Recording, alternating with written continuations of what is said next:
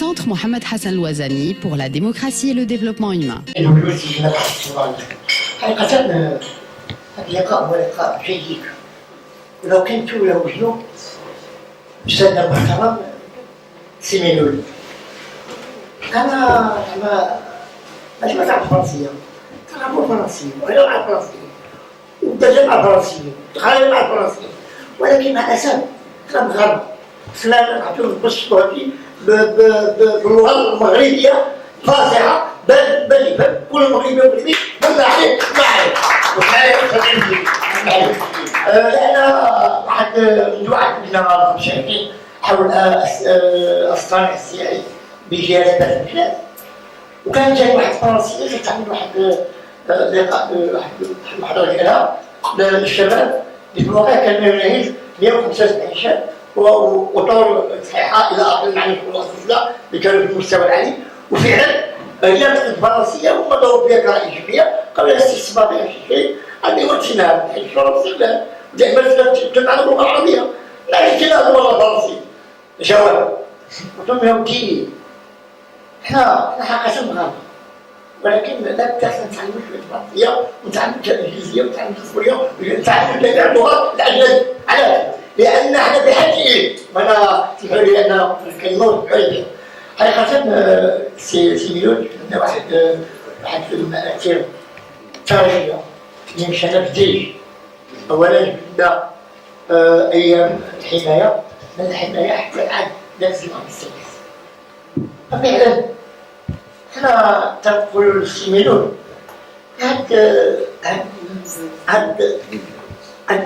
اللغة الفرنسية اللي يعرفوها استفادوا بها الشباب ديالنا، وحقيقة هذه استفادوا إلا وكانت واحد اللغة العربية اللي هي ديالنا المغاربة. فلهذا السؤال اللي يطرح وأنا تنقول كما تقول على أنه كما قال سيميلون ضروري مدينة الرباط هذاك البحرية، واش فعلا كاين جمعيات جادة تقوم بهذا العمل الجمعوي من أجل إبراز الشباب ديالنا حول البحور المغربية وما فيها من ذخيرة وما فيها من أشياء علمية وما فيها من أشياء أثرية داخل المغرب، لأن هي في الواقع دوزت واحد الحروبات كثيرة في أيام الحماية وما بعد الحماية، من أيام المرابطين من أيام إلى آخره. هادشي كله تعرفوا السعديين الطاسيين إلى آخره، كان حروب كثيرة وفعلا كان وقعوا شي وقائع في الواقع أنا ما كنتش عارفة أنا براسي، ولكن لما كنت مع الأساتذة المحترمين في الطريق عطاوني شي أشياء اللي هي ملموسة وخلوا هذا واحد السياد كأنا ما يعرف السياد قال لي واحد الشاب في الطريق قال لي استثمار تفهم واحد عندنا اللوبي داخل البحر. أقول مثلا اللوبي كيفاش اللوبي أستاذ؟ قال لي كاين الناس اللي عندهم بواخات كبيرة وتيسترزقوا الله وتيخلوا الشعب تاكل الحوت غير عندك مشكلة. اسمعني أنا تنقول هضرة وأنا سمعتها إذا تعلم بقول جاتو وسمح لي أساتي أن نقول هضرة لأنني أنا راني غير صانع تخليدي ورئيس جمعية التراث التواصل المتوسطي، وعندي ما يعلمني السيدي محمد الحسن الوزيري ما علمني من علم وثقافة واحترام لأساتذة التربية. يعني لماذا أقول احترام؟ لأنه هو الذي يعلمني. إذا قلت له واحد كلمة تبقى الدين ديالي ويبقى الدين ديالي هذا إصلاح بالجيل الآخر. فلهذا وصلت الأجيال ما يناهز 125 ندوة مع 2000 ومع الآن 125 ندوة كاينة بصورة منزلة جميع أنواعها وجميع ثقافتها. وأنا تقول الشباب عليكم أن تبحثوا مع أستاذنا المحترم. أنا أستاذنا عنده واحد الاكسبيريونس كبيرة خصوصا ديال البحر، والبحر حنا كبير علينا ما يمكنناش نسلطوا على حنا فاز وانتوما ما يعرفوش فيه معنا.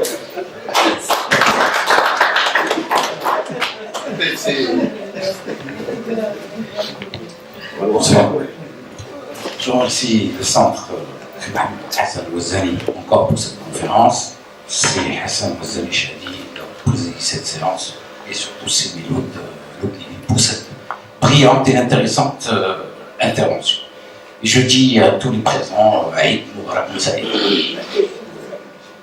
C'est mon anniversaire. Et joyeux anniversaire, professeur.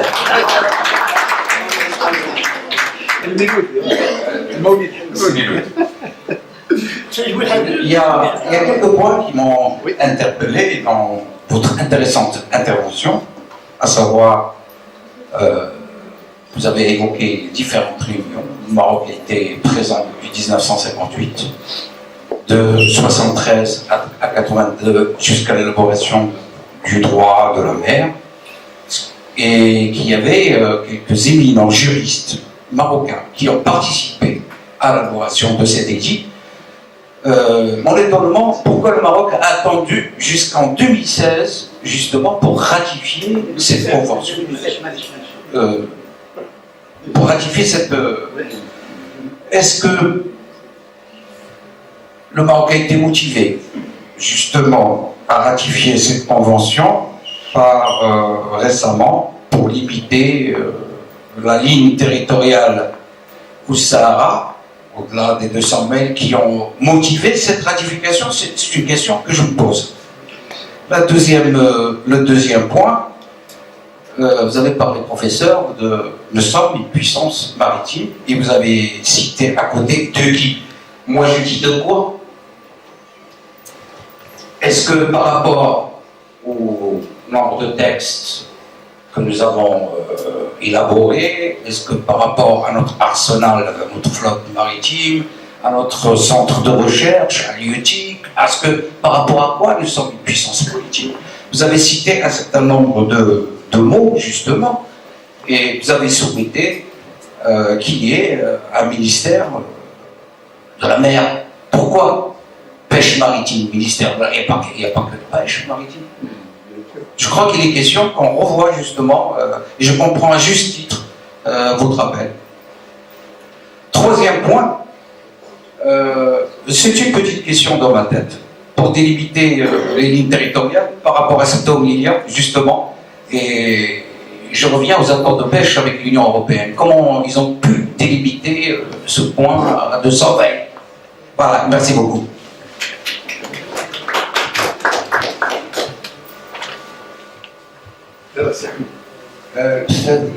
Il va répondre en bloc. السلام عليكم. بقدر ما أهنئك على العرض ديالك الخيب، بقدر ما أهنئك كذلك على الجانب البعثي انتباها على الدولية ديالك من خلال عقدة العنق ديالك اللي تفتح العدد ديال الدول. وشكرا.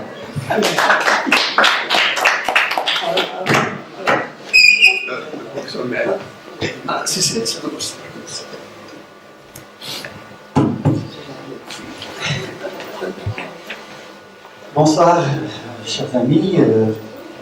Encore une fois, on n'a pas été déçus par l'intervention de notre ami Doudouki. Et on s'est vraiment régalé. Je comprends votre souci, votre préoccupation à propos de l'absence d'une certaine culture de la mer chez nous, au Maroc. Je me souviens, dans les années 80, j'avais dirigé un travail de DES sur l'histoire du Maroc à la lumière de la puissance maritime, ou la puissance maritime dans l'histoire du Maroc. Et c'est dans le cadre de des études stratégiques que je conduisais dans le cadre des DES, du plan de ensemble du plan supérieur à l'époque. Donc, j'ai même écrit un certain nombre d'articles dans l'Ittihad Shiraki, le journal, en matière stratégique, et j'attirais l'attention sur la dimension maritime dans notre stratégie, à l'époque déjà. Donc, nous partageons ce souci, car vous avez dit que le Maroc a vocation maritime. On veut dire par là qu'il a la vocation à être un pays maritime, une puissance maritime.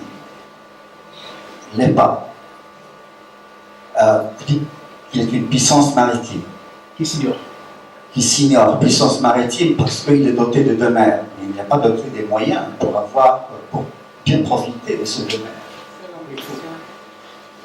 Donc il n'a pas, il est en puissance maritime au sens étymologique du terme.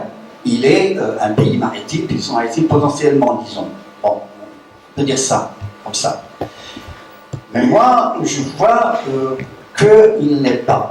Il n'est pas en puissance maritime. D'abord, il a deux mers, il ne contrôle pas tout. Il est même encerclé. Les deux mers. L'Algérie, l'Espagne, le Portugal et puis l'Espagne. Les îles qui sont au large de cette côte, il n'est jamais contrôlé. Ils échappent à son contrôle actuellement. Les îles en Méditerranée, les pénons, comme on appelle les pénons de la Montera, le Husima, les autres îles, en plus des Brésil, n'est-ce pas, donc limité. De l'autre côté, il y a les Canaries. Normalement, hein, si on était une puissance maritime, on avait cette vocation, on avait cette culture, et elle était portée sur la mer, on aurait dû avoir, ou contrôler, ou posséder ces différentes îles qui nous entourent. Or, ce sont les Espagnols qui les occupent, et donc, en fait, on est encerclé, en fait. Donc, c'est une limitation, en fait.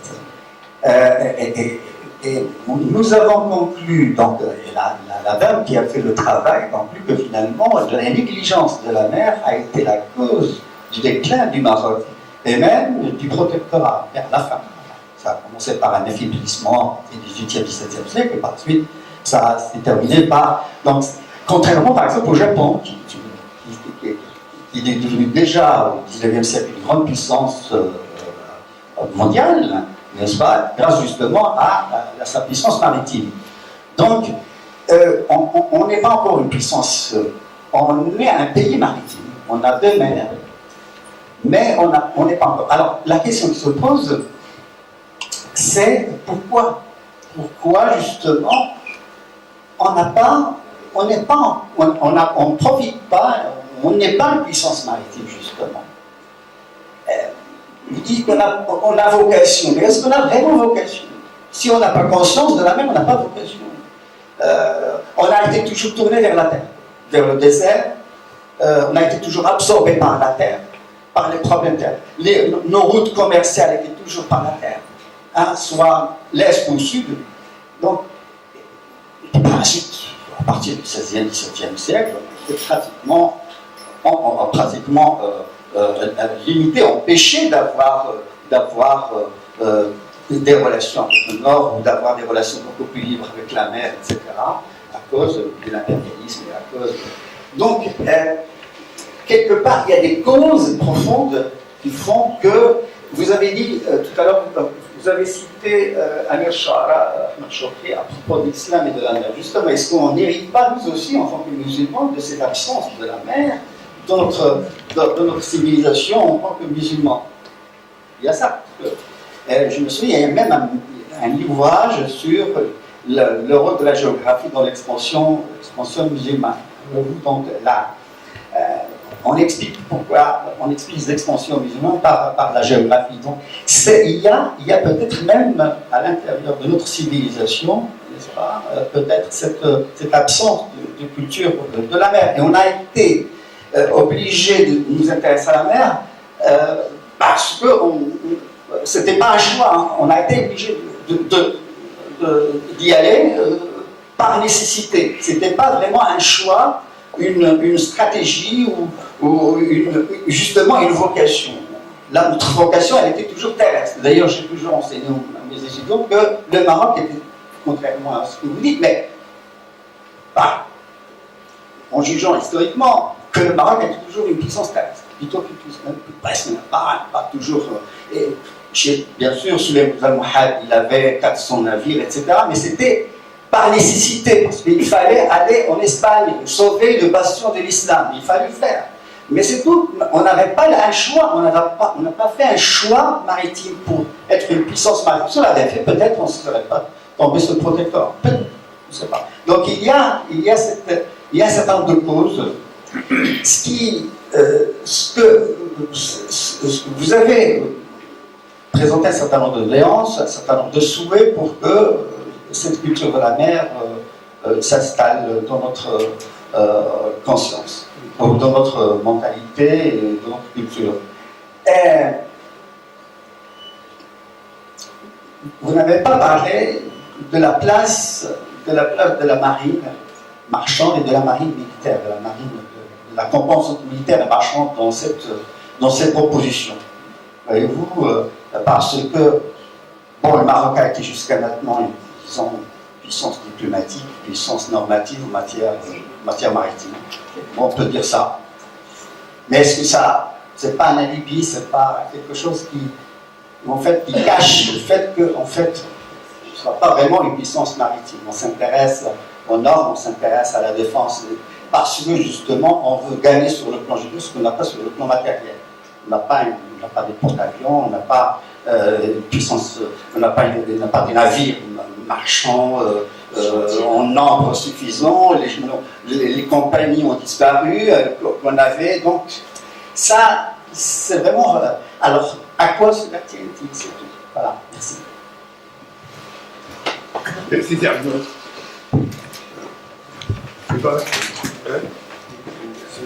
السلام عليكم. يعطيكم السلام مع العالم الدراسات البحريه. عيد مبارك سعيد ولكم سعيد. السيد سيدي الكبير. السيد الوزاني. ان شاء الله بك سيدي الوزير عمر غادي نشوفوا كنسمع العلميه ديالك.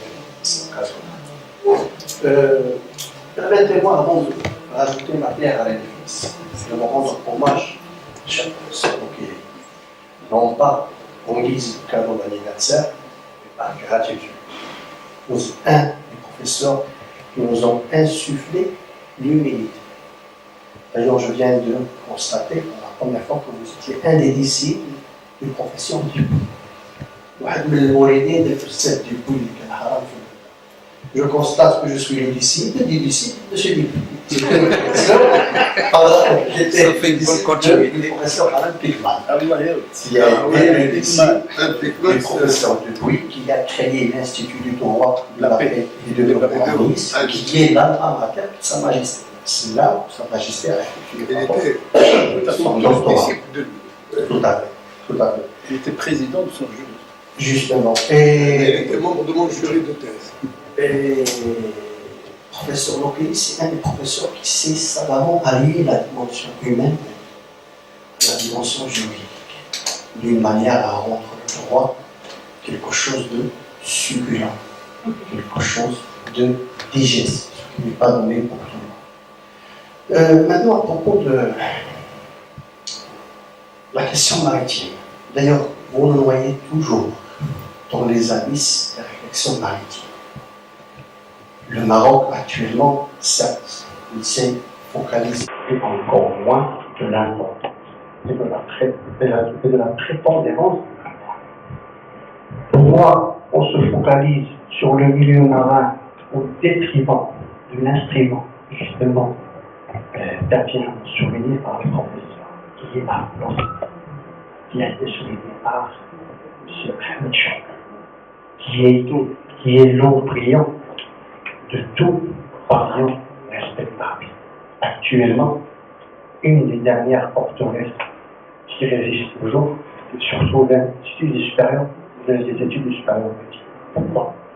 Parce que comme des supérieurs en arabe. Et là,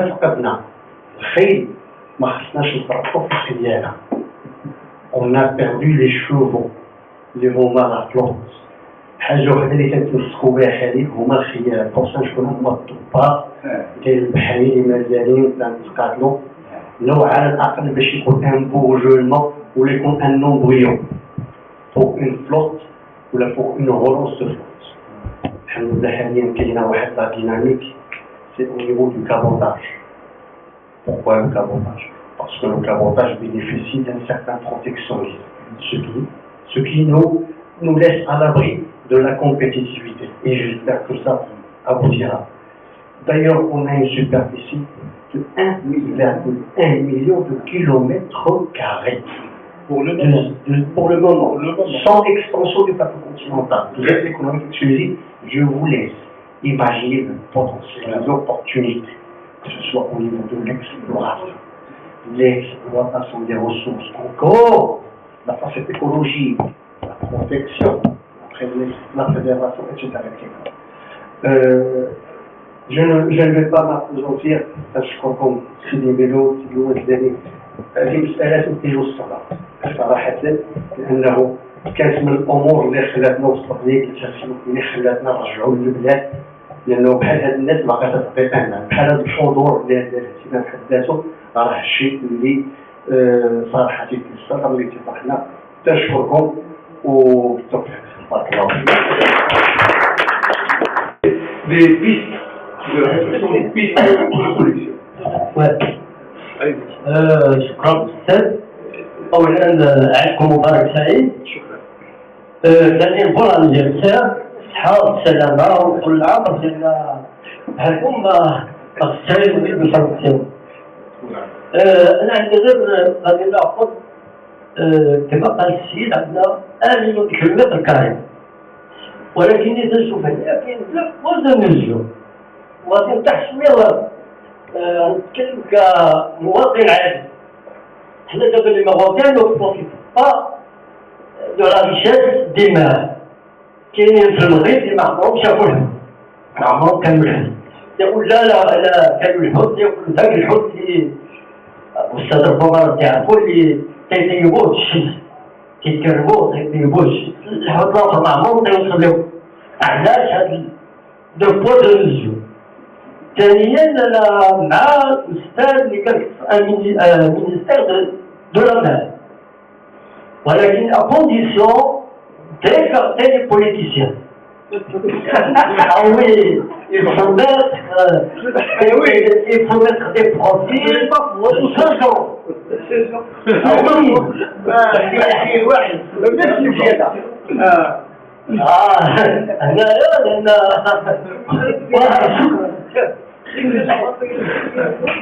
وزارة التوعية والسياسة.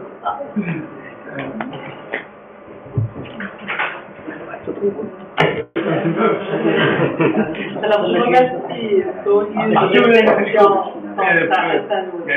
l'identité, vous rappelez. Je remercie Sonia de réflexion sans Hassan Ouazzani. Je remercie le modérateur M. Hassan Ouazzani et je félicite M. Lokili de son éminente intervention qui nous a beaucoup enrichi et éclairé sur beaucoup de choses se rapportant à la mer. Et je profite à l'occasion, comme en tant qu'activiste en écologie, que l'océan contribue avec 70% dans l'absorption de CO2. Donc voilà, j'apporte cette connaissance à l'auditoire, que je remercie beaucoup pour son attention. Et merci.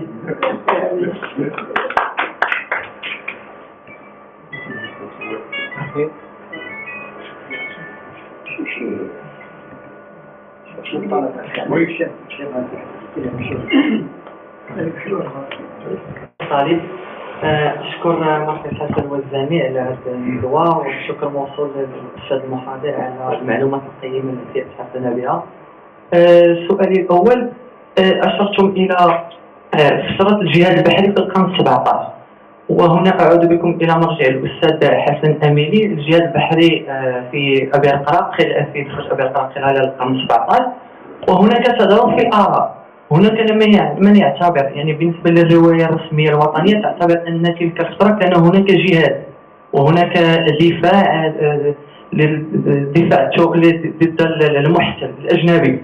وبالنسبة للرواية الأجنبية وبعد اطلاعنا على بعض رحلات الأسرى كمثلا مويد، الأسر مويد، يعتبرون أن يعني هناك كانت بعض الأفعال شنيعة، يعني يعتبرون أن هناك قرصنة وليس جهاد كما أشرتم.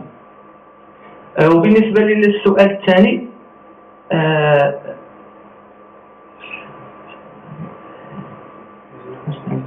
فيما يتعلق مثلا بحاضر البحر في المغرب، وأتكلم بصفتي كمواطن وليس كرجل قانون أو رجل دولة أو من نطلق عليه في التاريخ بالرواية الرسمية. يعني نحاول أن ننظر إلى البحر من أسفل. نعلم أن المغرب يتوفر على وجهتين بحريتين وثمن السردين يصل إلى 20 درهم. هذا لا يوافق عليه لا العقل ولا المنطق. أنا أتساءل لماذا هذا الثمن؟ المسألة الثانية، نعلم جميعا أن البحر تستنزف خيراته من طرف قوى خارجية. لماذا هذا؟ وهذا يعود بالسلب على جيب المواطن. لماذا كل هذه الأمور؟ وأسمي الأستاذ أن يصحح لنا، يعني أنا لست متخصص، يعني أنا بعض الروايات الرسمية الشفوية وأستسمح وشكرا.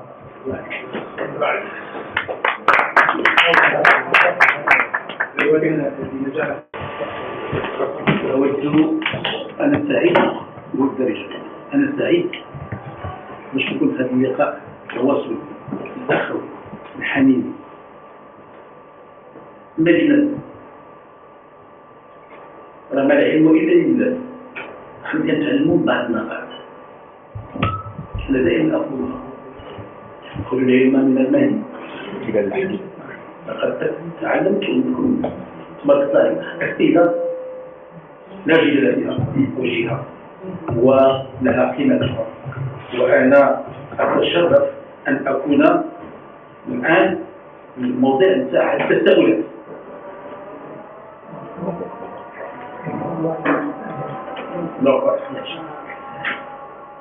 إذا سمحت لي غادي نلخص مختلف الأسئلة اللي كنشكر الناس الإخوان والسيدة الفاضلة اللي تكرموا باش يشرحوا لي الأسئلة. ربما غادي نحاول نختار 5 نتاع المحاور الأساسية. غادي نبدا بآخر سؤال الشاب العزيز. أنا رجل قانون. أنا شخصيا مع ترسيخ ما أشار إليه الأخ العزيز الأستاذ الجليل الأستاذ عبد الغفور المعني ما يسميه ثقافة بحرية بيئية. كيفاش؟ علاش كنا خصنا واحد الجامعة ولا ندعموا المعاهد والمراكب والخلايا والتشابك أو الشبكات البحرية، وكذلك نعمل واحد الوزارة للبحر باش نشوفوا مختلف العناصر نتاع الاستراتيجية، من جملتها تشجيع المغاربة على الإقبال على السمك. وهنا وأخي الأستاذ وأنت كذلك الإخوان كنتم كتحدثوا ترجع به الذاكرة إلى السبعينات. في يوم من الأيام كنت في يوم رمضان المبارك ذاك السمر، إذا عقلتوا الإخوان اللي كانوا كيعقلوا على السمر اللي كانت واحد التقليد رائع. إذاعة كان عندنا هي الإذاعة كتسمع ذاك السمر كيبدا من 9 الليل وكينتهي على شي 2 ولا 3، وكل نهار كيجيبوا وزير. تتذكروا كل يوم كيجيبوا وزير. واحد النهار جابوا وزير الصيد البحري والملاحة التجارية المرحوم الله يرحمه بجوار الأنبياء والمرسلين السي سميد. والسي سميد الذي يتحدث وفي معرض كلامه تطرق لهذه المسألة وقال المغاربة ليست لهم ثقافة ولا يقبلون على الآخر ما عندهم شيء. أنا كنت كنسمع هذا الشيء. أنا نهار اللي قلت لكم أنا رجل بحر وأحب البحر، رغم أنني نبني الناس لا حفير ولا قوة، ولكن الحمد لله الحقيقة البحر. لماذا يعتبر البحر البحر؟ فبغيت ندخل، لكن هذا المدير كان عارفه وهذاك السيد شفال إلا كتذكروا على المرحوم شفال ما نعرفوا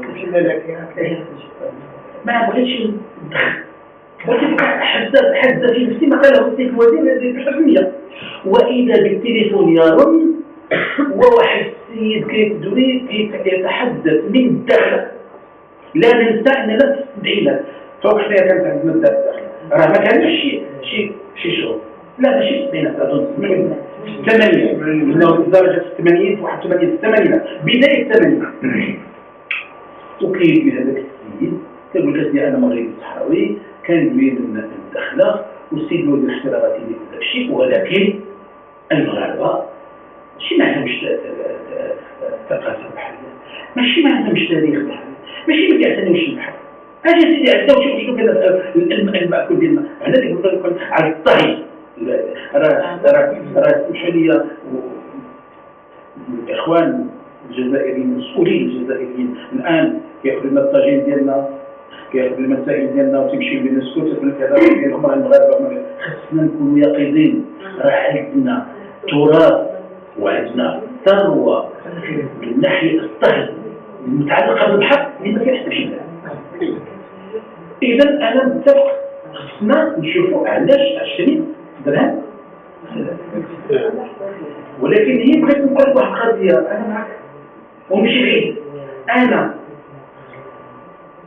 يحز في نفسي أن أرى حينما أدرس المسألة نتاع البحر في المغرب أنه الاستهلاك نتاع البحر نتاع المواد البحرية السمك في المغرب لا يتعدى 9 كيلو للفردي والمكتب بينما المعدل العالمي 17 حتى 18 موريتانيا قدامنا والسنغال قدامنا 30 27 30 وإسبانيا تحدث ولا حرج أما اليابان ذهبت إلى اليابان حينما تذهب إلى اليابان وتشوف ذاك لاند أو بواسون تقول راك عند المليون شيروجيان مع أحسن ومين كيجيب الناس بعد ذات الخير؟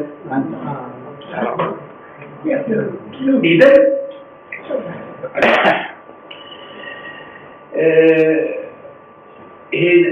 قلت نظرك العزيز أخي طالب الحديث أنه فيما يتعلق بما سميته باستغلال مفلك الثروات أنه كاين واحد المبادرة أنا كنقول لك رجل قانون كاين مبادرات من الناحية القانونية كيلقى الآن ما يسميه القانوني وأتحدث أمام الزملاء ثم les activités de la norme عندك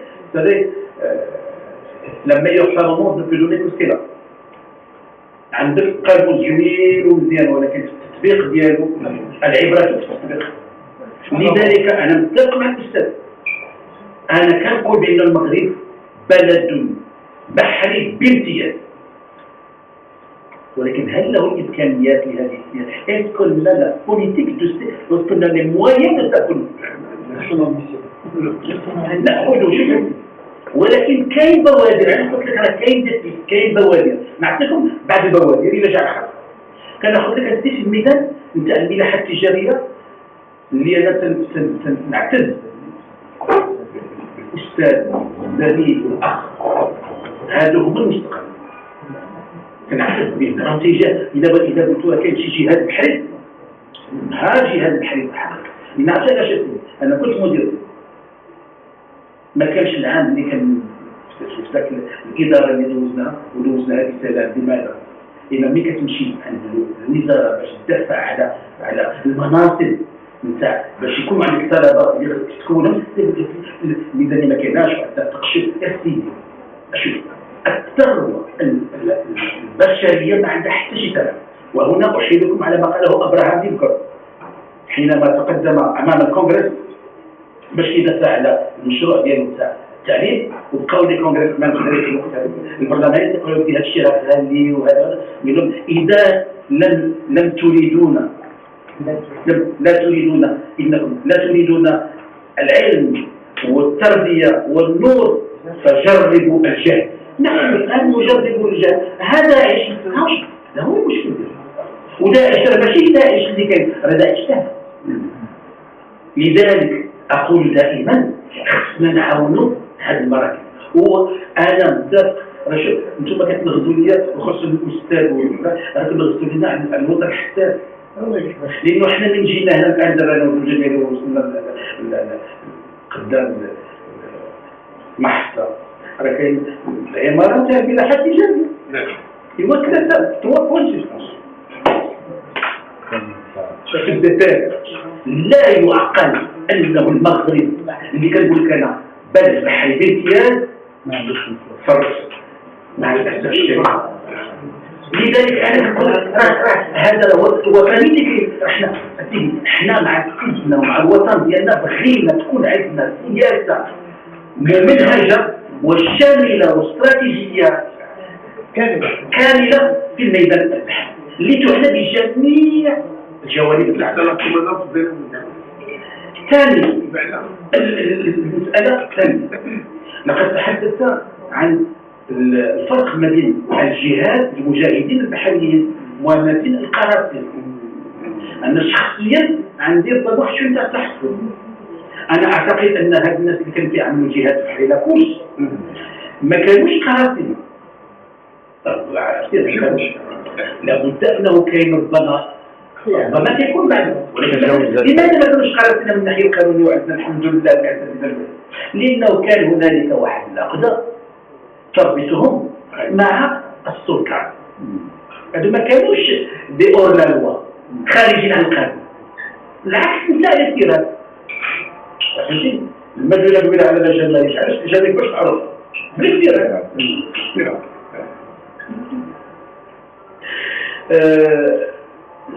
المسألة الثانية، حينما تحدث الأستاذ الجليل على واحد التجربة اللي قمنا بها متواضعين وحظينا بالشرف باش ننتمي لها، اللي هي من العضويات في تلك اللجنة اللي كانت مكلفة بالربط القار عبر جبل طارق، وأعطى أنا معاه أعطى كل شيء الشواهد.